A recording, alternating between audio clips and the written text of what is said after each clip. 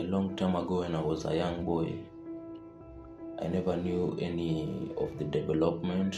I was very much worried because communication with my parents, it was hard because I'm deaf and my parents are both hearing, so I could not understand. So one day, when Fredwin came and taught us, I was able to understand and I was very happy because before I could not understand, but now I'm okay.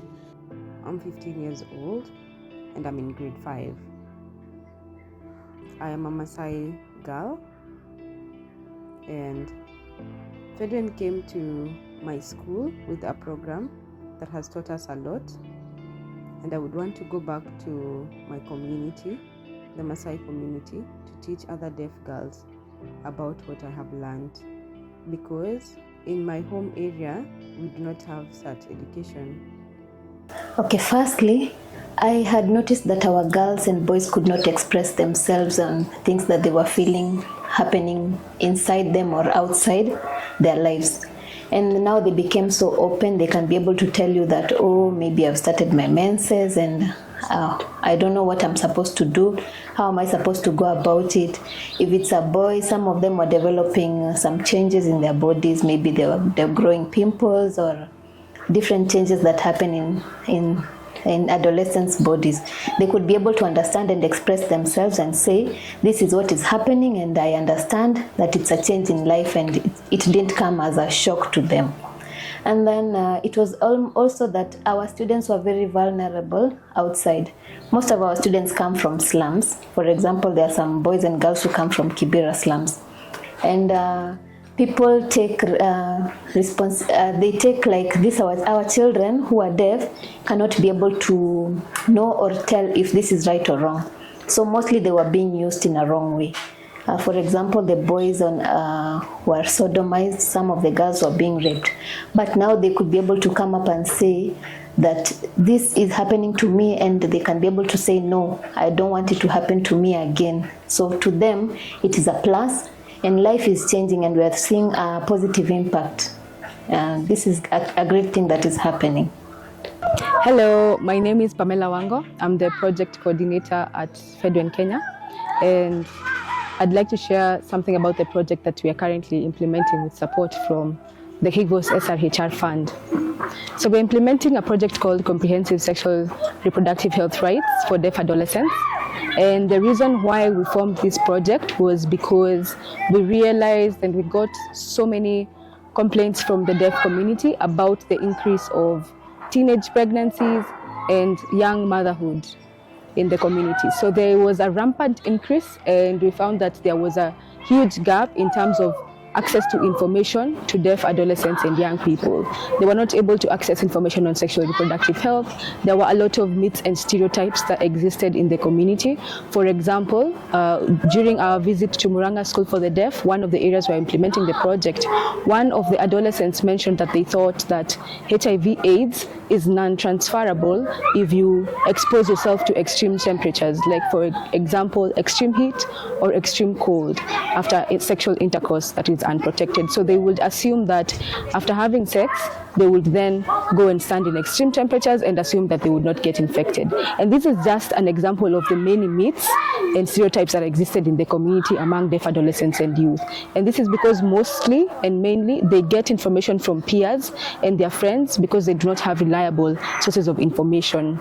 We also realize that another challenge is that schools for the deaf are mainly mixed schools and boarding schools because the government is not able to provide facilities that are near to the deaf learners because of their scarcity in number and their geographical distribution. So many schools for the deaf are boarding schools, and we have both boys and girls staying in the same school together. Their dormitories many times are close to one another, yet they don't have information on sexual reproductive health and rights, which predisposes them to increased risk of getting pregnant, increased risk of violence even, or even learning violent behavior from the society and even the community that they stay in, and of course increase in HIV and AIDS transmission. So these are some of the issues that we were trying to combat, which is in line with the government project that is called Eliminating the Triple Threat, where the government has realized that adolescents and young people are at high risk and are actively working to reduce these numbers of teenage pregnancy, of HIV infection, and of violence against adolescents and young people in the country by the year 2030. We are currently in the year 2024, and we are not seeing significant change, which means that we need to work harder, we need to re-strategize, we need to come up with ways that we can impact our communities at the community level. So that is why we work with schools like Isinya for the Deaf, Isinya School for the Deaf, with Muranga School for the Deaf, and with the youth out of school, because we realize that they're not able to get this information at the school or even at home because of communication barriers with their parents. The parents are not able to communicate in sign language, which is a very big issue, which means that they're not getting the information from home, they're not getting the information from school. Then where are they getting this information? So we came up with a project to be able to bridge that gap and ensure that our materials are deaf-centered. We developed our materials with support from deaf youth who would give us insight on the communication gaps and how to fill them. We also made sure that our materials are adolescent friendly, that we apply strategies like art and music and experiential learning, dancing, using our physical experiences to be able to learn about sexual reproductive health. Our main goal is value clarification and attitude transformation, which means that we want to clarify the values. We are not coming to say this is how you're supposed to do it and this is how you're not supposed to do it. We're not coming to impose our values, but we're coming to clarify that this is wrong and this is right, and to allow the adolescents to have autonomy to make the decisions for themselves, knowing and having all of the information. So that is what basically we are targeting and we are hoping to achieve with this project that is called Comprehensive Sexual Rights Education for Deaf Adolescents. So some of the impact that we have seen is that the adolescents are more informed about their bodies, about their rights, about life skills, how to manage themselves, how to manage their time, how to make decisions, how to be assertive. We're realizing that these are values that they're learning and they're implementing in their own day-to-day experiences. We're also realizing that through our project, the schools are becoming more disciplined. The children are expressing themselves better, they're behaving better, which is even good for the school environment.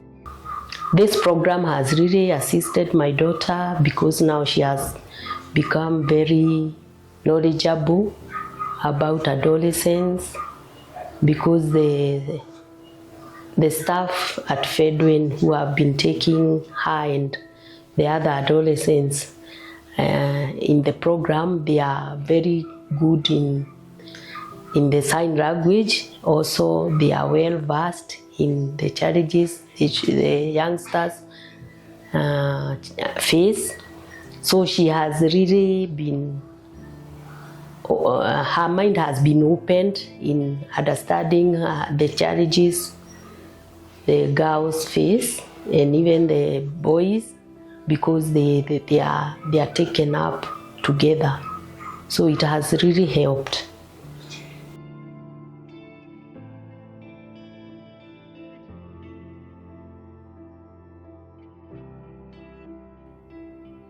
So far, we have noticed the gaps that exist, and now Fedwin has already established partnerships with different stakeholders.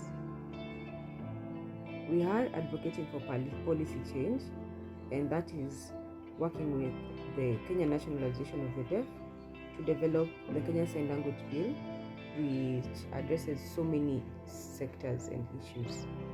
For example, it talks about the Ministry of Education and how the Ministry of Education needs to develop a curriculum that can make sure that in the medical setting, when learners are going to learn healthcare practices, they're able to also learn Kenyan Sign Language, so that by the time they're graduating from medical college, they also have the communication skills to communicate with deaf people. So we are pushing for that to become a law through the KSL bill. And we're also working with different partners to push this bill to be implemented into a law, because the bill also discusses improving education for deaf learners, employing teachers who are sign language proficient, and also teaching deaf students in a way that they're able to understand. We also talk about sign language provision at the healthcare center, and Fedwin, we are involved in that process of pushing for the KSL bill.